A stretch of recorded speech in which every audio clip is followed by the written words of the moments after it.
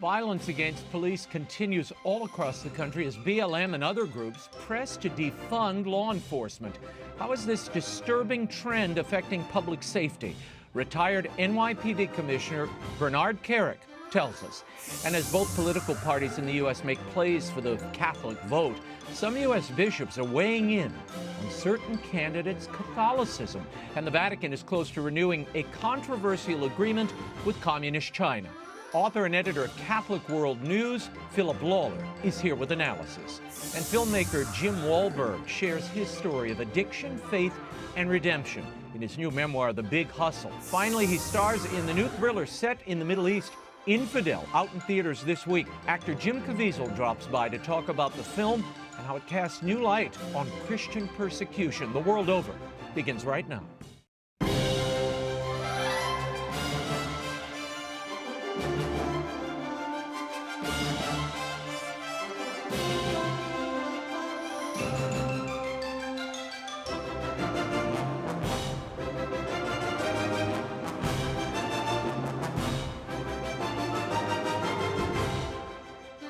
Now, Raymond Arroyo.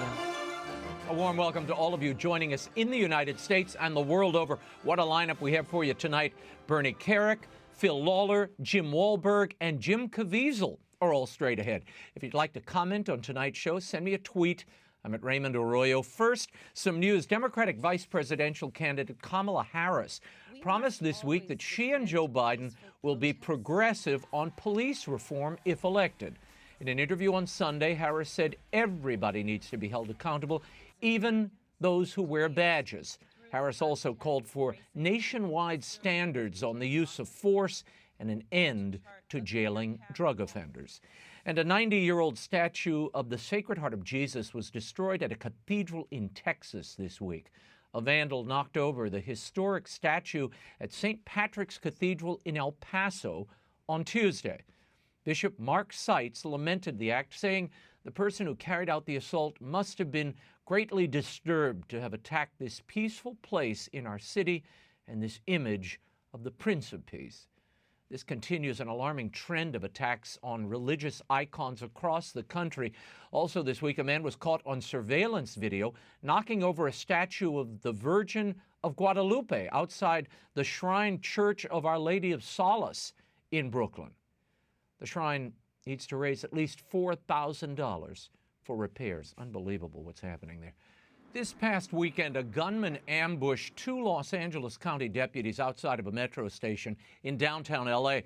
Now, surveillance video shows the suspect walking up to their cruiser and opening fire. Following the shooting, BLM protesters mocked the police and blocked the emergency exit and entrance to the hospital where the deputies were recovering. Joining me to discuss the deadly direction of these protests, particularly for law enforcement, we're joined by retired NYPD Police Commissioner Bernie KERIK. Thank you for being here, Bernie. Following the shooting of these police officers, people in the community mocked the wounded cops in a video posted on social media, and BLM protesters blocked the hospital emergency entrance. Listen to this. They just got aired out. Somebody ran up on the car and bust on their right through the window, in the face and all.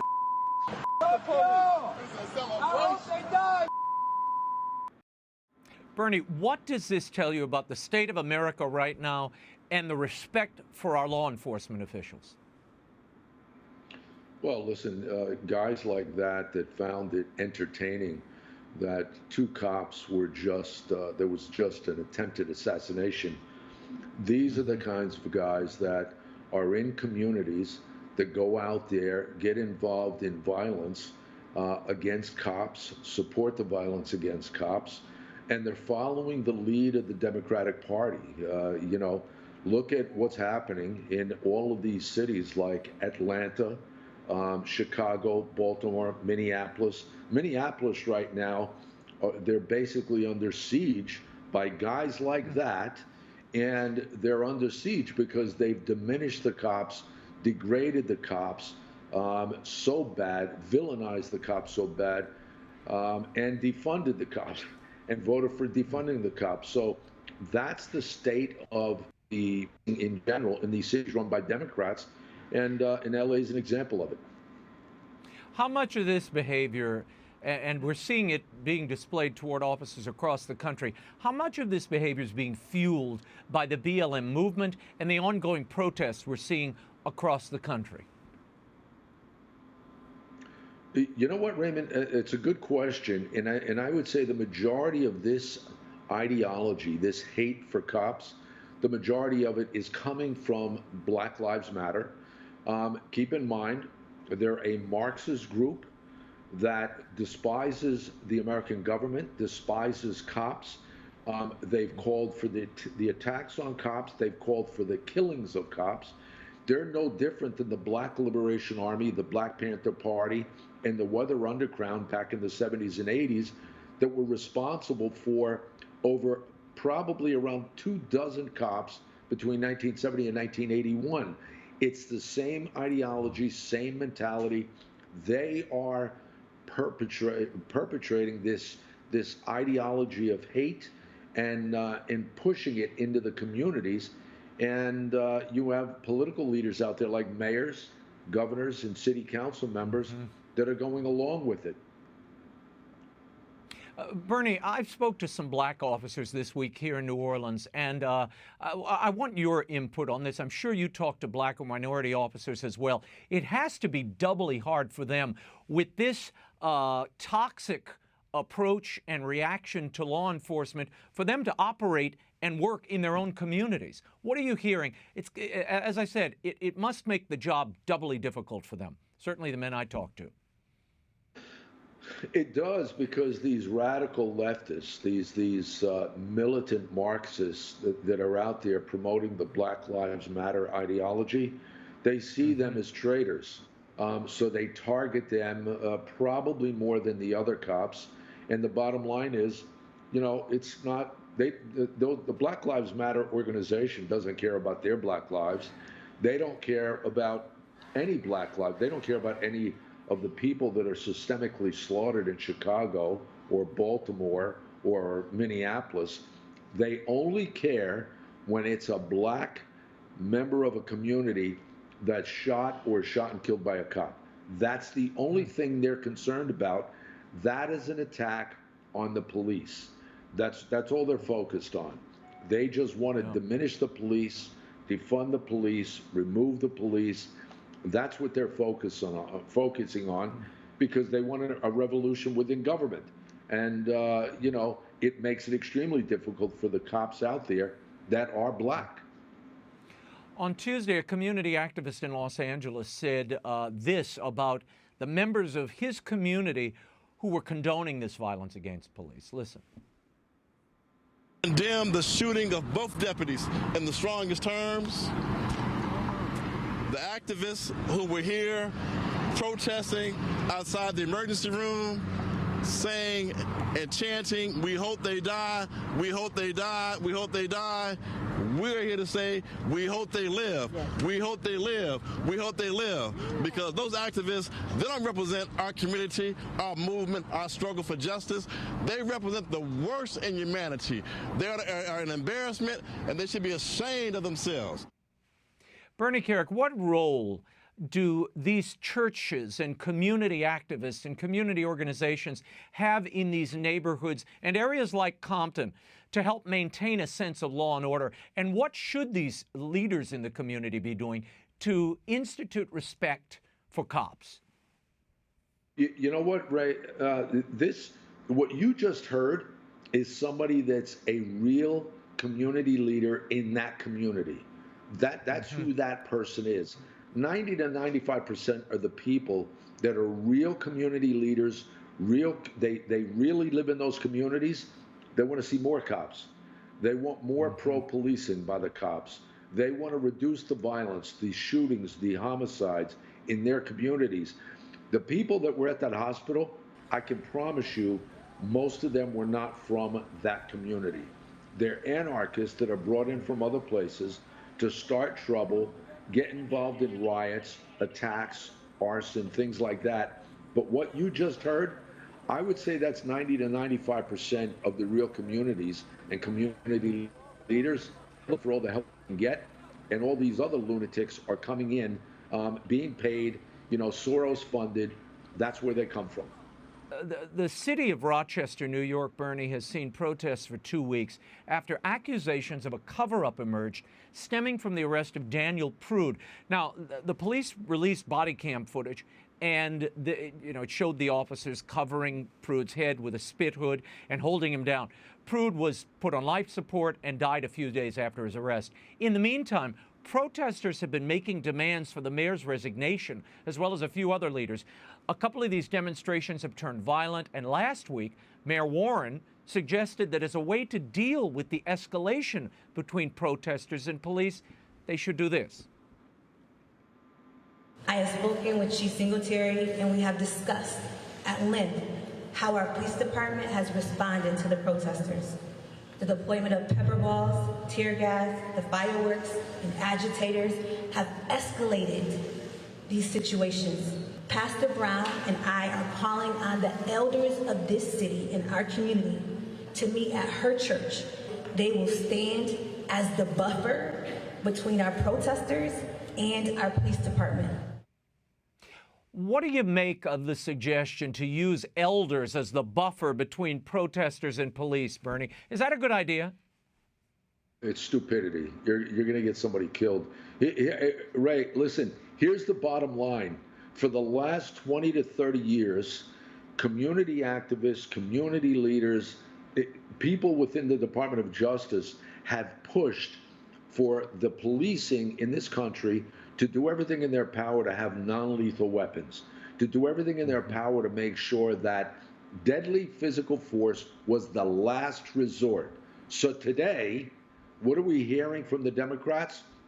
No more chemical agents, no more mace, no more batons, no more tasers, no more pepper ball. Okay, now you're going to take all the stuff back that we've given the cops so they don't have to use deadly force. What are they going to do when they're being attacked? What are they going to do when somebody in the community is being attacked? When they have their hands and feet, maybe a baton, and a gun. That's all they can use. Now we're going back to where we were 30 years ago. This is sheer stupidity. Number one, to take it away. And number two, say, we're going to put a bunch of elderly people between those protesters or those rioters and anarchists and the cops. Wow. No, I agree. It's a dangerous situation, and I pray it doesn't end in bloodshed. The mayor of Rochester, Bernie, abruptly fired the police chief this week, 2 weeks before he was to step down and retire due to the lack of transparency in this case. But we've seen over a dozen police chiefs step down throughout the country after the death of George Floyd. Not all of these departures have been due to bad policing. Seattle Police Chief Carmen Best left because the city council voted to cut her pay and cut $4 million from the police budget. What becomes of the communities and the departments they leave behind? Well, listen, in Rochester, you not only had the chief, before he was terminated by the mayor, which was a political move, he had already resigned. His executive staff, his deputy, other executives at the executive level resigned, retired. They were leaving. They were leaving because of poor management, executive leadership by the mayor, the city council. That's why they were leaving. That's why these other chiefs are leaving. Nobody wants to put their job, their department, the people under their command, nobody wants to put them in jeopardy. So you either stay, if you're going to stay on the job, tell the mayor, give me the resources I need to do the job, get out of my way and let me do the job. If you're not going to do that, then you know what? I've got to go. And that's what's happening. Yeah. Bernie, you were 30 years in law enforcement. Do you support AG William Barr's reported idea to charge these rioters and the instigators here who've attacked police, destroyed property, to charge them and prosecute them with sedition? Is that appropriate? I think, yeah. First of all, I fully support the Attorney General's efforts to go after these people, to the fullest extent of the law.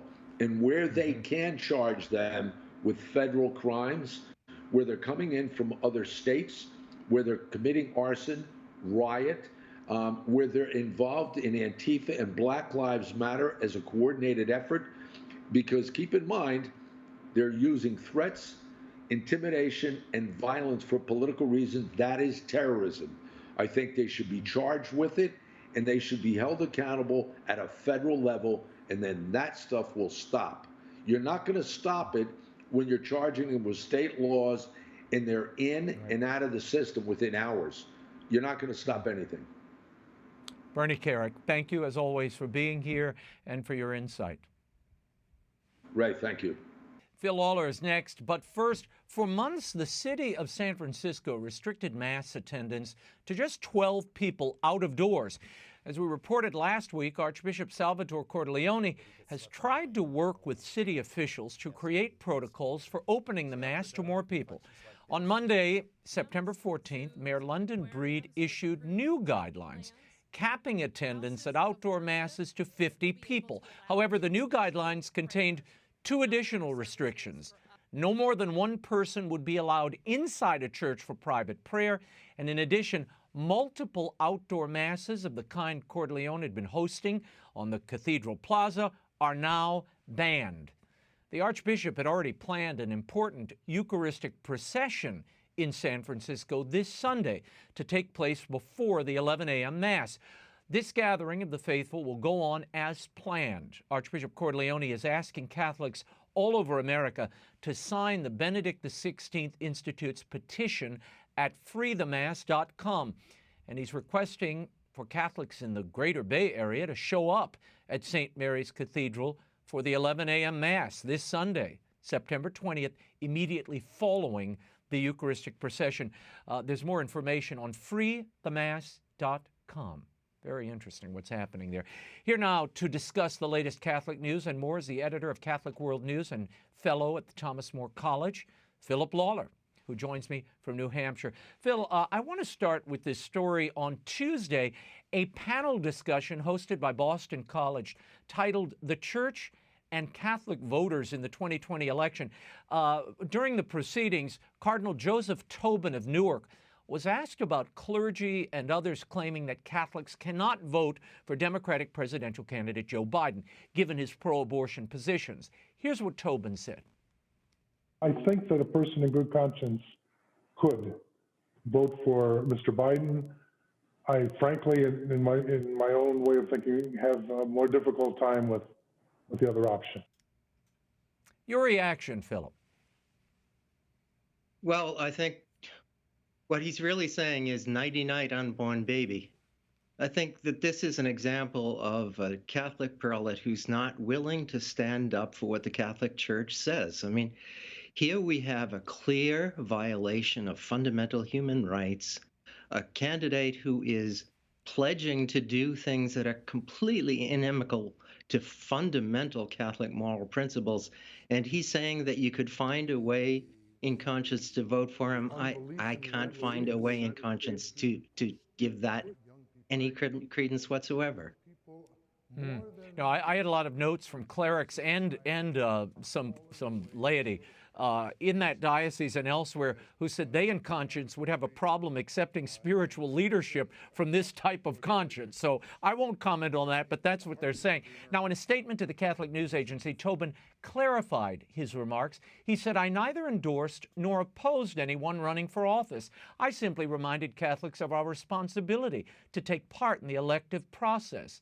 End quote. Is that what he was doing there? What message does it send, Phil, to have a Catholic cardinal diminishing what the bishops have called the preeminent issue of life in this race, particularly when you have a candidate who claims to be Catholic and he's supporting abortion with no limits and full funding? Among other things, and pledging to go back after the Little Sisters of the Poor and bring them back into the Supreme Court for the umpteenth time. This is an anti-Catholic, potential anti-Catholic regime. And Cardinal Tobin was not simply telling us to take part in the political process. He was telling us that you can, in conscience, vote for Biden, and he was strongly suggesting that he has more trouble with the idea that you could vote for Trump. That looks pretty much like a tacit endorsement to me.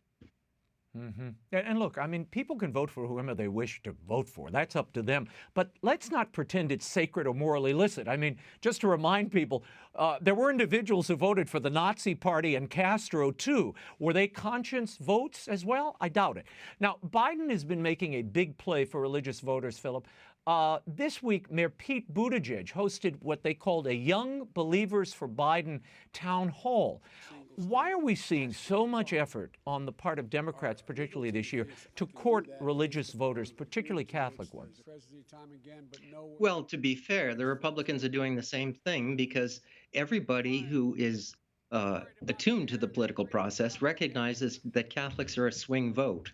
If you could get a substantial majority of Catholics into either camp, that would pretty much sew up the election.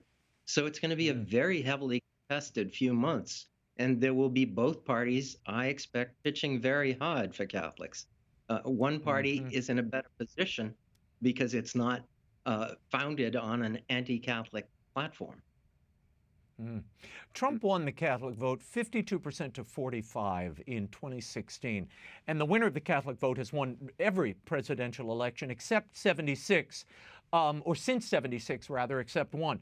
On Tuesday, Catholic Vote, a national faith-based advocacy organization, announced it's launching a $9.7 million campaign targeting Catholic voters in key swing states to expose Joe Biden's what they call anti-Catholic record and policy agenda. Are the Republicans worried that Biden may succeed in chipping away at some of that Catholic vote? I suppose you could say that. I'd look at it the other way. I think the Republicans are being more aggressive and more opportunistic in recognizing that for years, Democrats have generally controlled the Catholic vote, and now Republicans have an opportunity to change that because of the extreme positions that the Democratic Party has taken. You recently wrote, Phil, that fear is driving votes in this presidential cycle. Why? Well, fear is a very powerful motivator, and of course, politicians are always looking to touch into to tap into emotions. And people are afraid these days. People are afraid of COVID. People are afraid of unemployment. People are afraid of loneliness. And I think that that's motivating quite a few people. And it's a fear, it's an emotion that you want to keep under control because fear can unman us. Yeah, and it's not always a good governor. I want to move on to a story that I wrestled with whether we should cover it at all, but I thought it important that we do so. The daily national newspaper of the Italian Bishops' Conference, Avvenire, they defended this Netflix movie, Cuties, which has made headlines across the country. It's received serious backlash for the way it sexualizes and objectifies young girls. The paper said this. Now, this is the paper of the Bishops' Conference. There's no explaining the campaign against Netflix. There is no scandalous sexualization of adolescents, as some among the 600,000 signers of a petition have written, end quote. What's your reaction to this? I mean, I have to tell you, Phil, I saw clips of this thing, which is pure filth. I can't imagine, first of all, that Netflix even put it on their platform.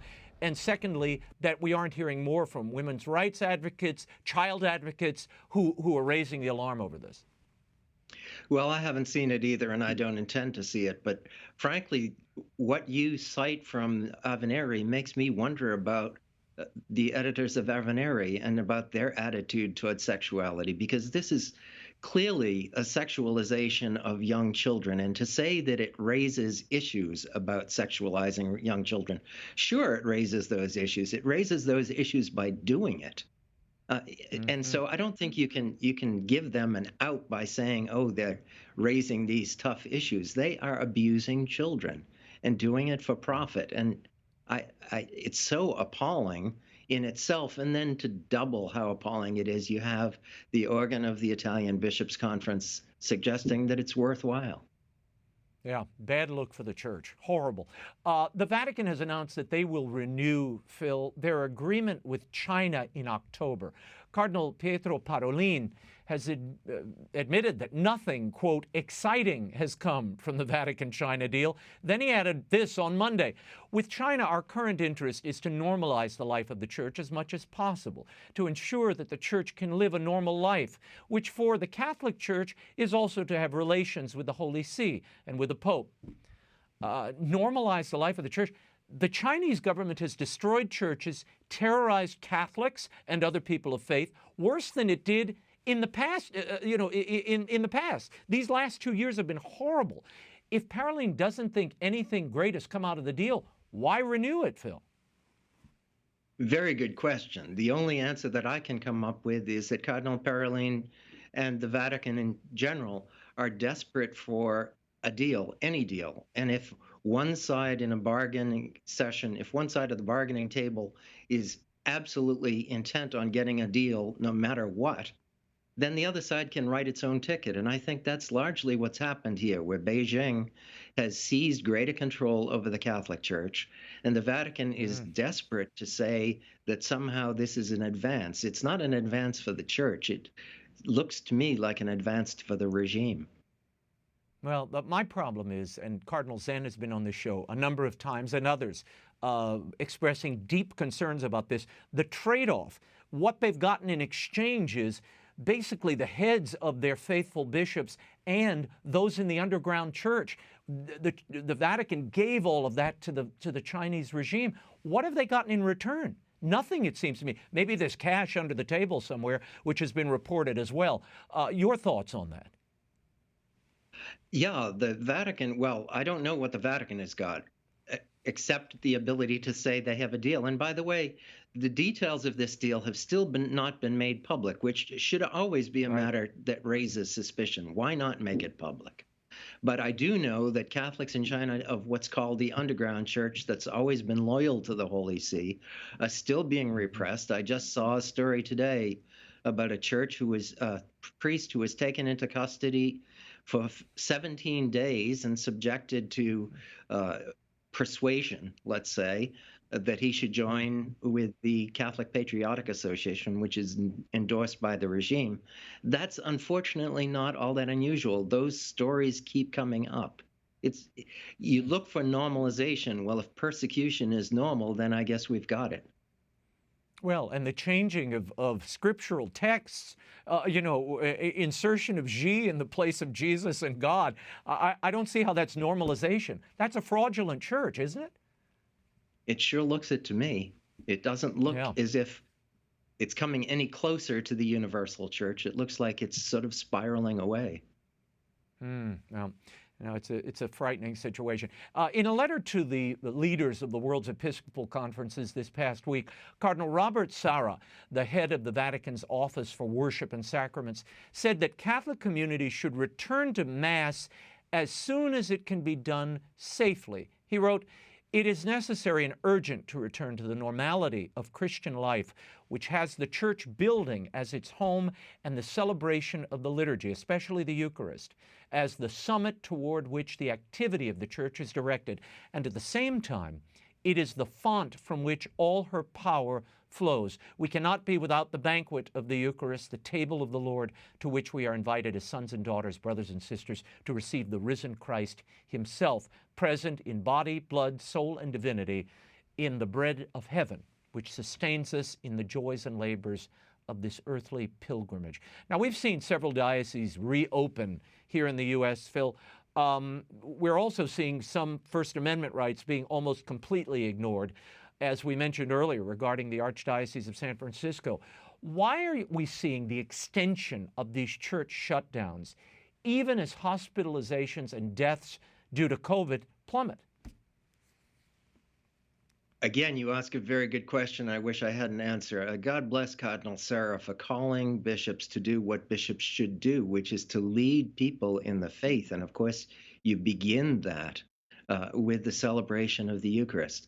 I'm still wondering why all of our bishops were so quick to accept the shutdown of the churches, to accept the designation of the church as something less than an essential service, to accept the authority of the government to tell the church how and when and where to, under what circumstances to worship. Those are not proper authorities of government. And I am delighted to see some bishops like Archbishop Cordileone challenging the government. And I pray for the day when more bishops will bring us back out of this period of long Lent. Philip Lawler, thank you for your insight. You can find all of Philip Lawler's commentary at CatholicCulture.org. His most recent book, The Smoke of Satan, is available at bookstores everywhere and online. Thank you. My next guest is an author and filmmaker who overcame life on the streets of Boston, including addiction to drugs and alcohol, and numerous stints in prison. It was while serving a 9-year sentence for armed robbery that he began a long road to recovery. That story is at the heart of a new memoir, The Big Hustle, a Boston street kid's story of addiction and redemption. Please welcome Jim Wahlberg to the program. Jim, you got into drinking and drugs at a very young age. How did this start and why? Well, I mean, I'm the middle child of 9 kids. We grew up, my parents were mostly working 2 jobs at a time each. So I think I was really starved for attention. And I think I started looking for that attention in all the wrong places. Now, you end up in prison for armed robbery, as we mentioned a second ago, and Right. 6 months after your release, you're back in state prison for burglarizing a police officer's home. You write that it was state Right. prison and God that saved you. You thought you were going to hustle the Catholic prison chaplain that you met there, but instead he hustled you. What happened? Right. Well, I mean, he approached me about a job opportunity, cleaning the chapel. And of course, I thought immediately, he's a priest that smokes, which was an unusual thing. He smokes cigarettes. I'm going to get cigarettes. I'll have access to a phone. I'll have a quiet place. I just really only thought about what I was going to get out of this relationship, this friendship. And it wasn't long after I started the job where he started to say to me, listen, I think it would be good if you clean the chapel on Saturday night. So why don't you come to Mass first, and then you can just stay and clean. And I didn't even catch on, right? I just thought, that's my job, I'm gonna clean, and I'll go sit through the Mass. And ultimately, that was part of the plan the whole time, was to get me back to Mass, to get me back to the faith. In 1988, Mother Teresa visited the prison where you were serving. What was that day like? And how did that visit change your life? How old were you then, just for the audience's sake? 1988, I was 23 years old. Father Freitas came to me after just working in a couple of weeks, and he said to me, we have a very special guest coming to the prison. And I said, really, Father, who's that? And he said, Mother Teresa is coming to this prison. And I said to him, that's awesome. Who's Mother Teresa? Because I had no idea. My life consisted of my next drink or my next drug. I really had no idea of any kind of sort of celebrity or famous people or even a saintly person. And when she showed up, what happened? Well, I remember the day like it was yesterday, to be honest with you, Raymond. She came walking into, it was a quad setup. There's 40-foot walls with razor wire on top.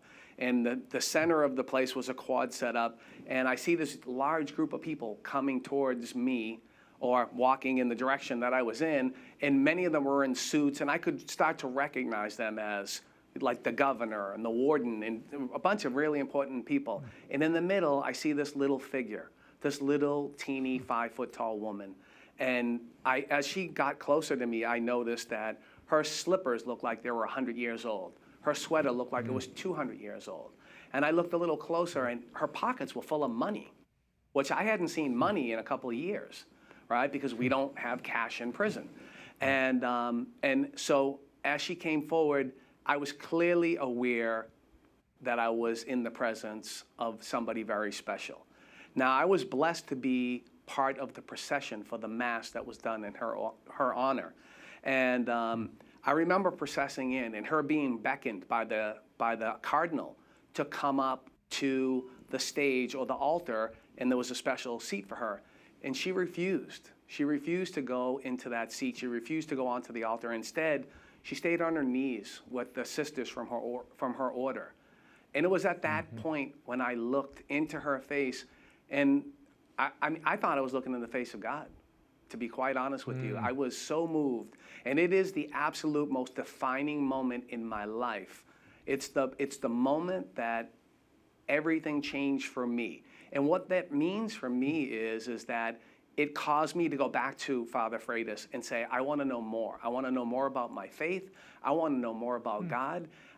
She got up and spoke at that Mass, and she said things that changed everything for me. For the first time in my life, I heard the words, "You're more than what you're convicted of. You're more than your prison number. You're more than the crimes that you committed. You're a child of God, and God loves you and wants the best for you." I didn't grow up with that. I didn't grow up with that God. I grew up with the God is going to get you. And that's a terrible way to grow up, to be quite honest with you, right? Because I'm afraid. And if God knows everything and I'm doing bad all the time, I'm in a lot of trouble, you know? So I could never turn to him in a more loving way.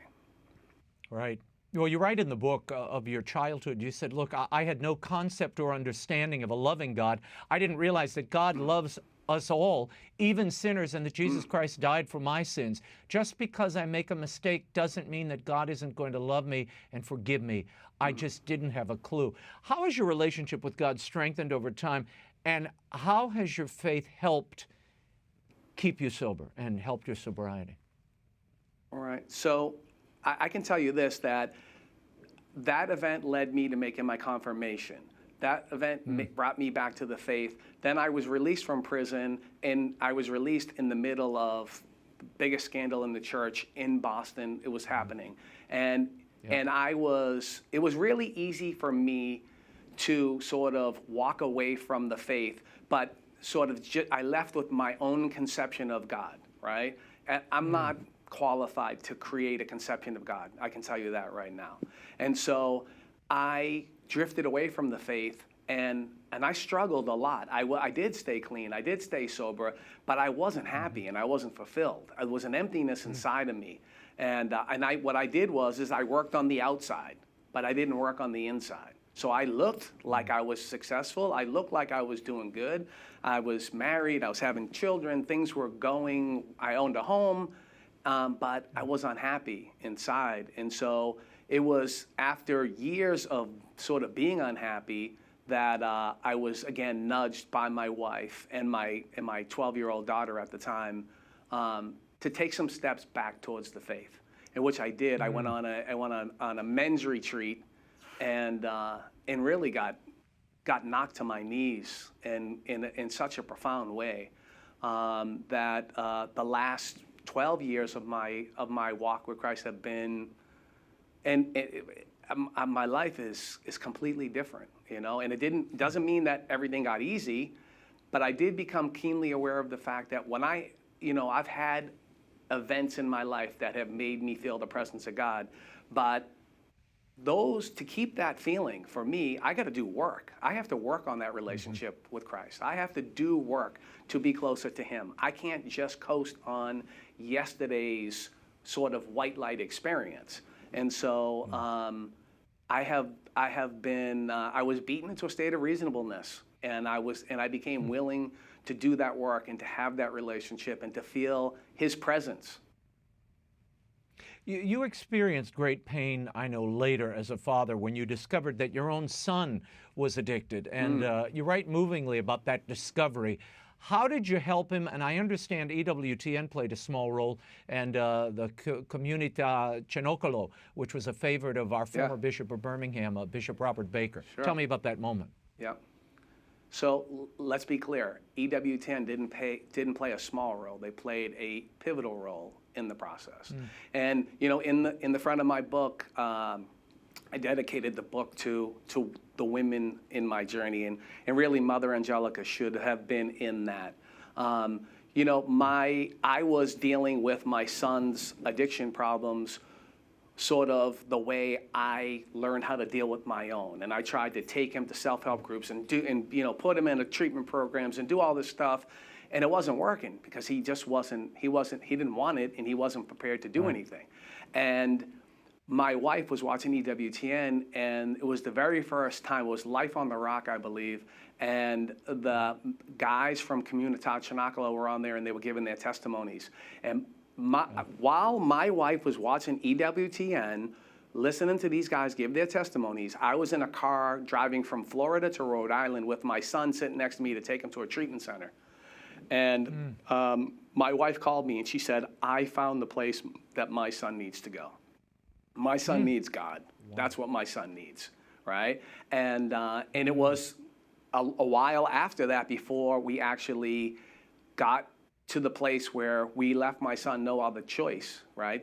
We tried everything there was, nothing was working, and we said, okay, we'll support you, but this is what we think you should do, and if you want to do that, we're here for you. If not, then you're going to have to figure it out on your own because we can't do this anymore. We're part of the problem now. And we went and we met with community, and I'll tell you, it's been 10 years that we've been connected to community, and it's been an unbelievable, beautiful journey. Wow.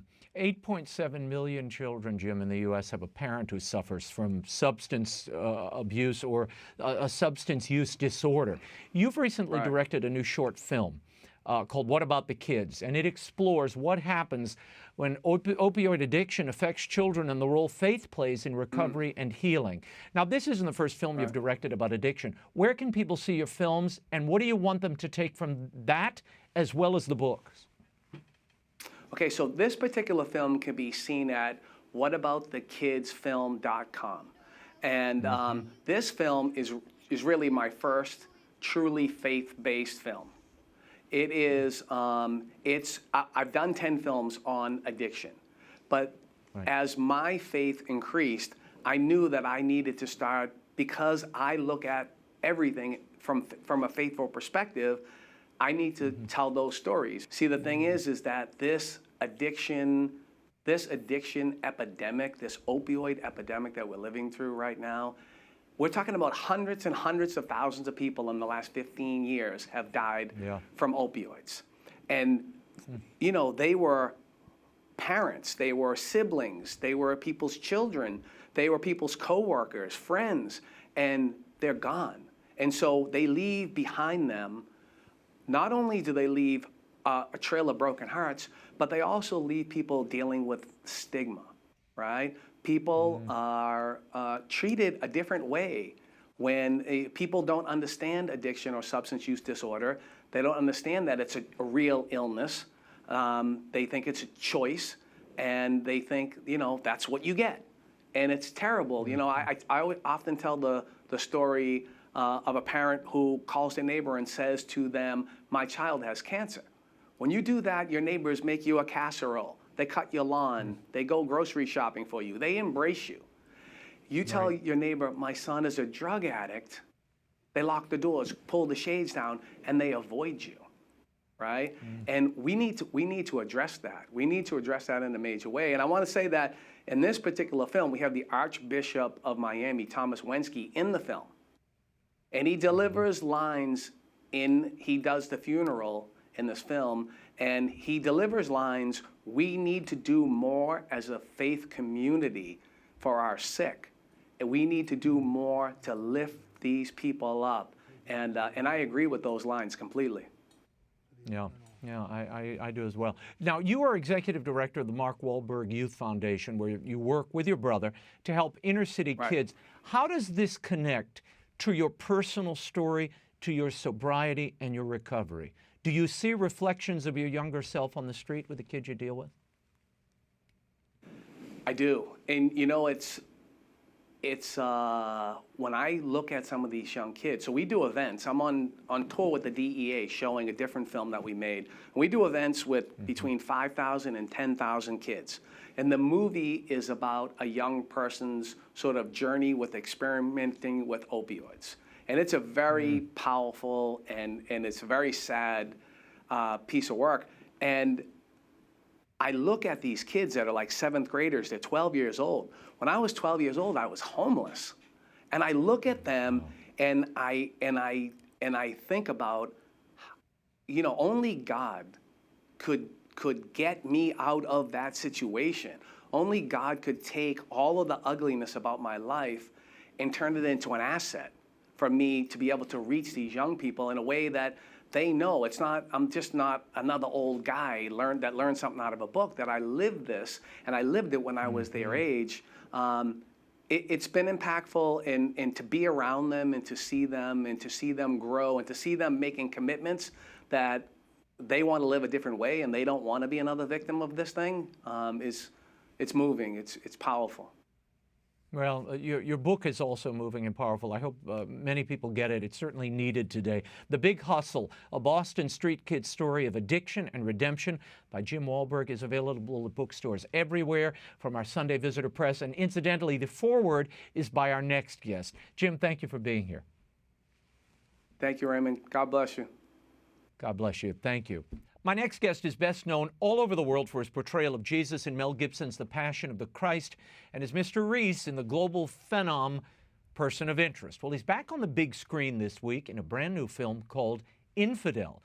It's a thriller set in the Middle East that centers on an American blogger who's kidnapped in Cairo and wrongly imprisoned in Iran on charges of espionage. Welcome back to the show, Jim Caviezel. Jim, thanks for being here. Jim, in Infidel, you play an American Christian blogger, Doug Rawlins, who is kidnapped and wrongly imprisoned in Iran for speaking out, really, about religion in the Middle East. I want to show people a clip. Here's a bit when Doug is being incarcerated. Who's there? What? Hold on. What? Yeah? Doug? Who's there? Doug? Doug!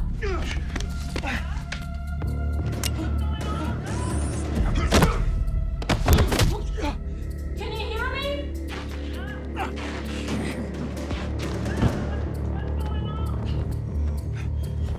Doug!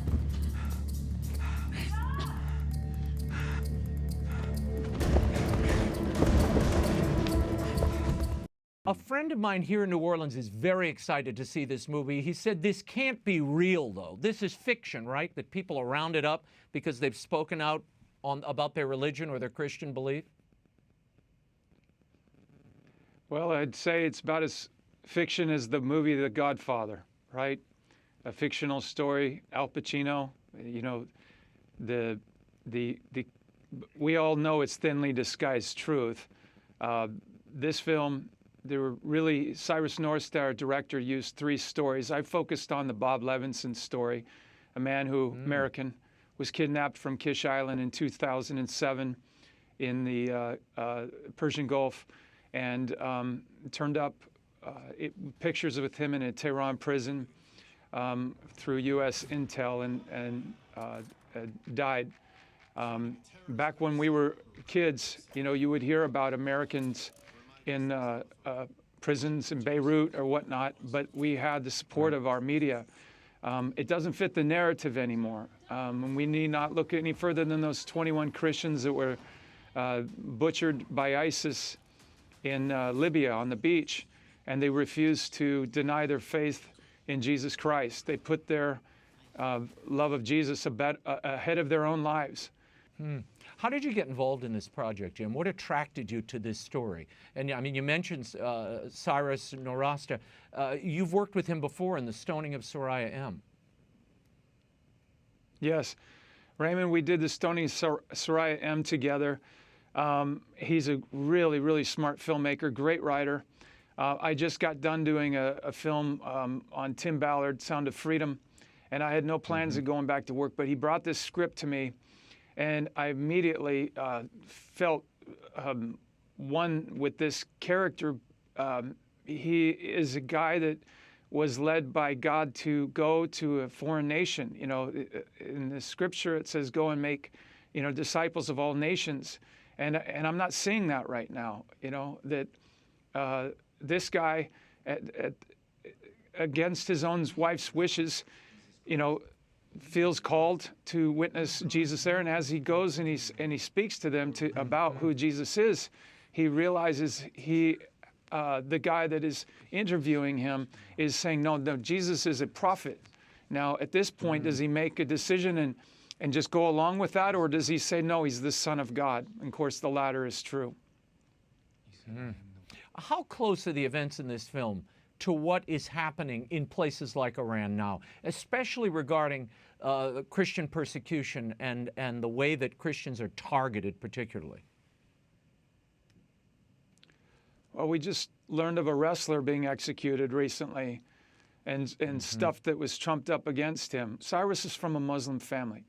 And because he was, when we were doing the stoning, he was a Muslim. And he had a massive conversion. And he said to me that don't be worried about offending Muslims. He says, I know that sounds callous at first glance, but while the rest of the world is pandering to these Muslim extremists, the real victims are Muslims. The ones who have no voice, the ones aren't extreme, you know, the ones that want peace. They are the people group that are most oppressed by these Islamic regimes.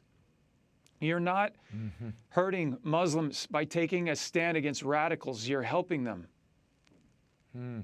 And we should mention Christianity in Iran goes back to the early days of the church. It predates Islam there. And though it has always been a minority faith, Christians represented a much larger population in the past than it does today. What did you do to prepare for this role, Jim? Did you talk to any individuals who had been imprisoned in the Middle East, in Iran? Or did you familiarize yourself with the stories of some of the people you mentioned earlier? Great question, Raymond. The first part of this whole thing was when I was had to speak Farsi in the stoning of Soraya M. And I had to really learn the Persian culture. They would not say that they're Iranian. And I would say Iran, and they said, Jim, I ran nowhere. It's Iran, okay? And second of all, we're Persians, all right? And they hate the regime. And these are Americans that fled when the Ayatollah took over for the Shah, okay? So they, what we have in this country is beyond, it would be such a tragedy to ever lose it, and we could lose it, right? So you had the Jews early on in the Old Testament, and they did not practice their faith the way that God would have them. They wanted their own king, and eventually they were enslaved. And we say that with Pharaoh, we see that with the Romans, and even the hierarchy, the clergy, you know, bastardized their own word, and we see that now. Right now in the United States, we can't even go to church. Where are our hierarchy? Are they Pharisees? You know, it's a sad day if you cannot tell the difference between a priest, a bishop, and a pastor when they become politicians. And this is exactly what is happening. And the ones that do speak the truth are persecuted, right? So we need not look, and when we're talking about persecution, we need not look any further than what's happening right here in the United States. And we can't go to church. Where our hierarchy taking on the leaders of the state. The state is completely off. It is a violation of our inalienable rights. And that is our Judeo-Christian faith that we have, that they have to fight back. You're going into our churches and destroying them, and you won't say anything? You let them burn them? No.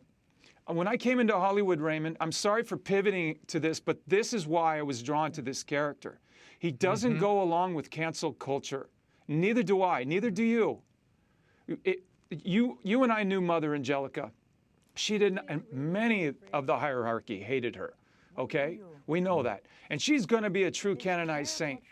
And I believe that when I looked at all of these wonderful, holy bishops that were saints, you know, like St. John Fisher, but he was only one. He was only one, the rest of them. But what happened to the rest of them? And I look at my life like this. I know that at some point I'm not going to live that long. I'm going to have to answer to God. And we know that because when we hear the stories in the scripture and in the Mass, when they sacrifice Jesus, it's not a dinner table, okay? A dinner table where we have bread and wine. It's flesh and blood of Jesus Christ on an altar table, right from Isaac all the way back. Abraham, boom. Yeah, while you're here, and I'm almost out of time, I have to ask you about the sequel to The Passion of the Christ, The Resurrection. We've spoken to Mel about it in the past. You recently said that you've seen a third draft. When will we be seeing the film? Mel Gibson doesn't disclose even to the guy who's going to be representing Jesus. It's a big deal. It's coming. He sent me a draft. You see the date markers on it, 2016. Then you see again July of 2020. At that point, he texted me and he said, the script is crazy. And then he said, are you ready? And I said, man, I was born ready. That's good. And then September, I got September 2nd, he sent a picture that the new draft came in. And immediately, I know that we're getting close. So the birthing pains, right? The labor, this is going to be birthed in pain, but when those dates start getting close like that, I know it's not very far off. Before I let you go, with Infidel, Jim, what do you hope moviegoers take away from this film? And it's only in theaters, right? It's in theaters only right now. We're actually, early on, we were about 1,400 screens. Now we're nearly 2,500. So it's being picked up. The film is a lot better than anyone thought it was going to be. It's a thriller. It's a very good film. What I hope is they're inspired. What I hope is what they see what's going on right now. That people in the faith, the leaders aren't leading. In this particular case, we're going to have to lead from behind. The devil has taken so many souls to hell through video, through pornography, through horrible films of telling lies. But in one swipe, we could do the resurrection. And maybe that was the reason why God allowed it to be. I don't play Jesus. He comes through me. And when that occurs, I get to go in heaven someday with Mother Angelica, with all of the people that represented Jesus throughout my life. And when I saw them, they represented that to me and made me want to be a better individual. But I want to bring as many souls back home. That's my goal. And I really appreciate your time, Raymond. But the inspiration, that's why you go to a film like Infidel. Yeah, no, it's an inspiring, gripping tale. I have to tell you, I was blown away by it, including your performance. But it was beautifully done, and it is a nail biter till the end. Infidel, starring Jim Caviezel, opens Friday, September 18th at theaters everywhere. Powerfully and beautifully acted. Check out your local listings, or you can visit infidel911.com. Infidel911.com for more information on how to get tickets. Thank you, Jim. Thank you, Raymond. And my first picture book, The Spider Who Saved Christmas, is coming October 15th, just in time for the holidays. It is the retelling of an ancient legend surrounding the Christmas story. It's full of suspense, filled with beautiful illustrations, and it points to the hope that can be found in even the darkest of places. You and your family will love it. It'll enrich your holidays. You can pre-order now at EWTN's Religious Catalog, Amazon, or visit discoverlegends.com for more info. And all 3 installments of the Will Wilder saga make great gifts. They're available in paperback, audiobook, hardcover. Visit willwilderbooks.com for your preview. And I want to tell you about a very special event. Sacred Heart School and the Maddie J.T. Stepanek Guild are sponsoring a Mass on the Feast of St. Matthew and the International Day of Peace on Monday, September 21st at noon Eastern. You can join it on Facebook Live. There'll also be a blessing of a new school art display inspired by Maddie's words and writings. Visit MaddieMatters.org for all the details, and you can also visit the Mass there as well. Don't forget The World Over is available as a podcast. Download it at iTunes, or you can go to Spotify. That's all the time we have for now. Be sure to catch us next week. Until then, we'll be scouting the world over for all that is seen and unseen. On behalf of the staff and crew of EWTN News, thank you for watching. I'm Raymond Arroyo. Bye now.